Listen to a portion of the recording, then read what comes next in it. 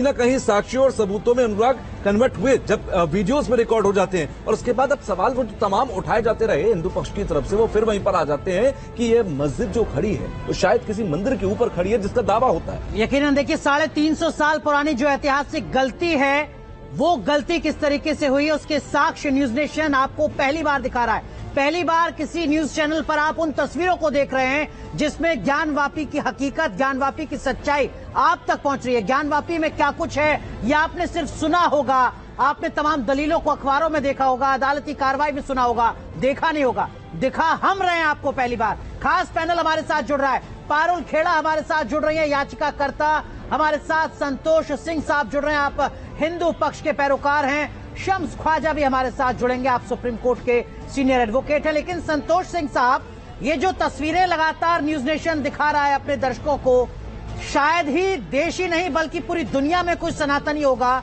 जिसके जहन में अब ये सवाल बचा हो कि हो सकता है कहीं 1% मस्जिद रही हो। हर एक तस्वीर बार बार बता रही है कि साहब मस्जिद तो है ही नहीं, मूलतः मंदिर है।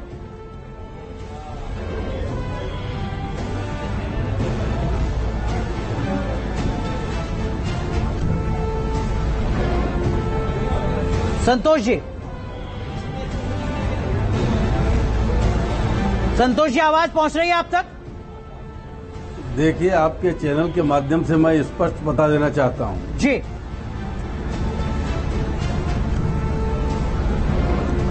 कि पूरा ज्ञानवापी परिसर सिर्फ मंदिर है, आदि विश्वेश्वर का मंदिर है। और ये काशी हिंदुस्तान के लिए, हिंदू सनातनियों के लिए, हम सनातनी हिंदुओं के लिए एकदम धर्म का मूल बिंदु है।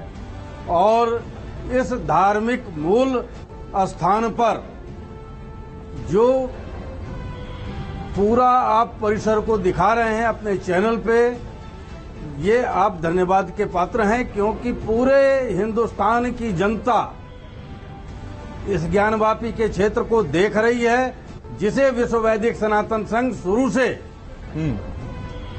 आदि विश्वेश्वर का मंदिर कहता है। और जितने भी मुकदमे हमने काशी विश्वनाथ को लेकर के काशी में किए हैं, ये सब विश्व वैदिक सनातन संघ के द्वारा किए गए मुकदमे हैं। और आज जिस तरह से संवैधानिक तरीके से हमें अपने ईश्वर के लिए जो सामने दिखाई पड़ रही है, चीजें आ रही हैं संवैधानिक तरीके से, स्पष्ट तौर पे ये सिद्ध करता है कि ये आदि विश्वेश्वर का मंदिर है, ज्योतिर्लिंग यहीं पे है। और पूरे परिसर में जिस तरह से आर्टिफिशियल दीवारों को बना करके ढका गया है हमारे गर्भगृह को, जी तमाम मूर्तियां विखंडित पड़ी हुई हैं, खंभे पड़े हुए हैं, मलबे पड़े हुए हैं। और इन सब चीजों के साथ आज जब एएसआई सर्वे हो रहा है तो निश्चित तौर पे वो सब सबूत निकल करके जनता के सामने भी आएंगे, न्यायालय के सामने भी आएंगे जी। और हम सनातनियों को अतिशीघ्र पूरा काशी विश्वनाथ का परिसर मिलेगा, जहां एक भव्य मंदिर का हम निर्माण करेंगे और ठीक है, भोलेनाथ का जलाभिषेक करेंगे, दुग्धाभिषेक करेंगे और पूजा पाठ राग भोग की पूरी व्यवस्था की जाएगी। और एक एक चीज जो वीडियोग्राफी और फोटोग्राफी हुई थी, जब लोकल कमीशन हुआ था, मैं खुद एक सदस्य था। संतोष जी, आपका अनुभव हम आपसे जानेंगे। संतोष जी, मैं आऊंगा आपके पास, आपका अनुभव जानेंगे। कल भी हमारे सहयोगी सुशांत मुखर्जी आपसे लगातार बात कर रहे थे और आप अपने अनुभव को साझा कर रहे थे। लेकिन देखिए, हमारे साथ एक और याचिकाकर्ता है पारुल खेड़ा। लगातार न्यूज नेशन जब जब एक तस्वीर लेकर सामने आ रहा है, एक एक साक्ष्य सामने लेकर आ रहा है, तो पारुल खेड़ा के चेहरे की मुस्कुराहट और ज्यादा बढ़ती जा रही है। इस उम्मीद के साथ कि अदालत में उनका पक्ष और ज्यादा मजबूत होगा, इस उम्मीद के साथ कि हर सनातनी, हर हिंदू को ये यकीन हो रहा है कि ज्ञानवापी की सच्चाई क्या है। पारुल, धन्यवाद दे दूं, आपके चैनल को धन्यवाद दे दूं, जिस तरीके से आप परत पर परत सत्य को उजागर कर रहे हैं और हम सब सनातनियों के सामने ला रहे हैं, पूरे विश्व भर के सामने ला रहे हैं, उसके लिए बहुत बहुत मेहरबानी और शुक्रिया। देखिए, काशी जो है वो हमारे लिए बहुत महत्वपूर्ण और हम सबकी सनातनियों का एक प्रतीक है काशी आदि विश्वनाथ मंदिर। मैं आपको एक जो आप अभी शिवलिंग की वीडियो दिखा रहे थे, वो 16 मई 2022 पिछले साल एडवोकेट कमीशन में हम सबके सामने आया था। मैं आपको एक बहुत महत्वपूर्ण बात बताना चाहती हूँ इसमें कि एएसआई ने खुद एक रिपोर्ट में, जो कि 52 पेज की रिपोर्ट है, उसमें उसने खुद बताया है कि जो ये शिवलिंग है ये लाखों 100,000 साल नहीं, लाखों साल पुराना शिवलिंग है ये, और ये ऑन रिकॉर्ड है। ये मैं नहीं बोल रही हूँ, ये ऑन रिकॉर्ड बात जो एएसआई के डायरेक्टर बोल रहे हैं कि ये कथित जो पुवारा बता देते हैं, ये हमारे शिवलिंग है, हमारे आराध्य है, और ये लाखों साल पुराने हैं। यानी कि काफी पुराना ये मंदिर है पारुल जी, जिस बात का आप जिक्र कर रही हैं, और जो जिस तरीके के साक्ष्य मिल रहे हैं, क्योंकि जो स्ट्रक्चर है जो दबाकर रखा गया 350 सालों तक, वो आज पूरा देश देख रहा है न्यूज नेशन के माध्यम से। मेरे साथ शम्स साहब जी जुड़ गए हैं। शम्स ख्वाजा हैं जो कि सुप्रीम कोर्ट के वकील हैं। जब हम सबूतों की बात करें तो हमें यह भी देख लेना चाहिए कि देश को जो तस्वीरें हम दिखा रहे हैं वो कैसे, जो मांगे की जा रही है, जो आपकी तरफ से याचिकाएं हैं, वो कैसे उसके फैसले में तब्दील होंगी। शम्स साहब, स्वागत है आपका न्यूज नेशन पर। मेरा सवाल यह है कि अदालत जो है वो सबूतों और गवाहों के आधार पर चलता है।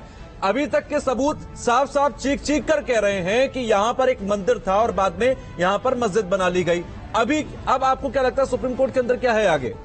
देखिए, मेरा ये मानना है कि वहां पर पर्सनली और हिस्टोरिकली जो इतना मैंने समझा था कि वहां पर मंदिर था, मंदिर तोड़ के मस्जिद बनाई गई, और उसकी वजह थी कि औरंगजेब से उनके सिपह सालार जो थे, जो कि राजपूत थे, उनकी रानियों में से किसी को ले जाके मंदिर के लोगों ने रेप किया था। उन्होंने आके औरंगजेब से शिकायत करी कि इसको जम करवाइए, तो औरंगजेब ने हुक्म दिया कि इसको जम करिए, और वहां पर उसको तोड़ के मस्जिद बनाई गई। ये मेरी जो हिस्ट्री है, जो मुझे मालूम हो, ये है। लेकिन coming back to the legalities, ये पूरी पटरी ही गलत चली गई है। इस बात पर पीछे लेकर आऊंगा शम्स साहब, थोड़ा सा पीछे लेकर आऊंगा। मैं सीधे सेंट्रिक सवाल आपसे पूछूं, सेंट्रिक जवाब भी चाहूंगा जी। आज जो सबूत हम दिखा रहे हैं देश को, जो तस्वीरें हम दिखा रहे हैं, वो चीख कर इस बात की गवाही देती है कि एक मंदिर था, एक स्ट्रक्चर था, और उसके ऊपर एक मस्जिद बनी हुई है। तो ये बात साबित नहीं हो जाती क्या? देखिए, मस्जिद था, मंदिर था, ये इश्यूज हैं फैक्ट्स के, जो कि आपको आर्कियोलॉजी या उससे पता लग सकते हैं। लेकिन प्लेसेस ऑफ वर्शिप एक्ट की पूरी पटरी गलत तरीके से शायद आर्ग्यू हुई, गलत तरीके से सुप्रीम कोर्ट ने उस पर फैसला दिया। इशू ये नहीं है कि मंदिर था या मस्जिद था, इशू ये है 1947 में उस तारीख पर वहां पर क्या स्टेटस था। मेरा ये मानना है उस स्ट्रक्चर पर दोनों स्टेटस थे। साहब, जो बात सुन लीजिए, बाहर पूजा होती थी, अंदर नमाज होती थी। हिंदुस्तान में ये एक वाहिद स्ट्रक्चर है जो कि डायमॉर्फिज्म में है। The same structure has been a mosque as well as a mandir right since 1947। Sir जो बुनियादी लड़ाई है शम्स ख्वाजा साहब, वो यही है कि यहाँ पर मंदिर था या नहीं था, मंदिर को तोड़कर मस्जिद बनाई गई थी या नहीं बनाई गई थी। ये जो आप 1991 का वर्शिप एक्ट ला रहे हैं, ये उसको एड ऑन करता है, ये मुस्लिम पक्ष को एक राहत देता है। लेकिन ये भी सच है, आप करेक्ट कीजिएगा मुझे, कि 1993 तक वहां पर पूजा होती थी। मुलायम सिंह यादव की सरकार ने उसको लेकर प्रतिबंध लगाया, मुश्किलें बढ़ाई। जब कानून लागू हुआ केंद्र सरकार का, उसके 2 साल बाद तक वहां पर पूजा होती थी, और यही एक बड़ी वजह है जो हिंदू पक्ष लगातार अपनी बात को कह रहा है। लेकिन देखिए, हम तो तस्वीरों की बात कर रहे हैं शम्स ख्वाजा साहब, हम तो उन तस्वीरों की बात कर रहे हैं जो न्यूज नेशन पहली बार पूरी दुनिया को दिखा रहा है। हम दिखा रहे हैं वो शिवलिंग जिसको हिंदू पक्ष कह रहा है कि देखिए साहब ये शिवलिंग है, और मुस्लिम पक्ष कह रहा है ये फव्वारा है। वो तस्वीर एक बार जरा फिर हम दिखवाएंगे अपने दर्शकों के लिए, हम कहेंगे कि जरा उस तस्वीर को दिखाइए। मेरे पास वो एएसआई की रिपोर्ट है शम्स ख्वाजा साहब। उस रिपोर्ट में स्पेशल कोर्ट कमिश्नर की रिपोर्ट है, माफ कीजिए, जिसमें जब स्पेशल कोर्ट कमिश्नर ने पूछा वहां जाकर कि अगर ये फव्वारा है तो इसको चलाओ, स्पेशल कोर्ट कमिश्नर से कहा इंतजामिया कमेटी ने कि साहब ये 20 साल से खराब है। बाद में बताया कि 12 साल से खराब है। अगर वो फव्वारा है तो उसमें पाइप होगा, मोटर होगी, पानी आने जाने की व्यवस्था होगी। ऐसा तो कुछ नहीं है, जो दिख रहा है वो दिख रहा है एक शिवलिंग। शम्स ख्वाजा साहब, वही हम दिखा रहे हैं इस वक्त। मेरा ये इंटरेस्ट ही नहीं है कि मैं उसे प्रूव करूं कि शिवलिंग नहीं है या ये फव्वारा है।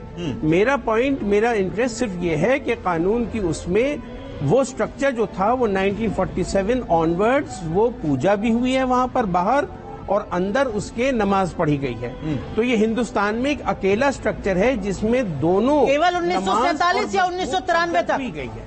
तो वहां पर मंदिर तो था भाई, इसमें क्या परेशानी? 1947 या 1993 तक वो तो क्यों नहीं, पूजा 93 पे अगर रुकी तो हम तो नहीं मानते पूजा रुकी, हमारे लिहाज से तो पूजा कंटिन्यू मानी जाएगी अगर 93 पे किसी सरकार ने रोक दी उसे संतोष जी, सरकारी हुक्म से। संतोष जी, ये मैं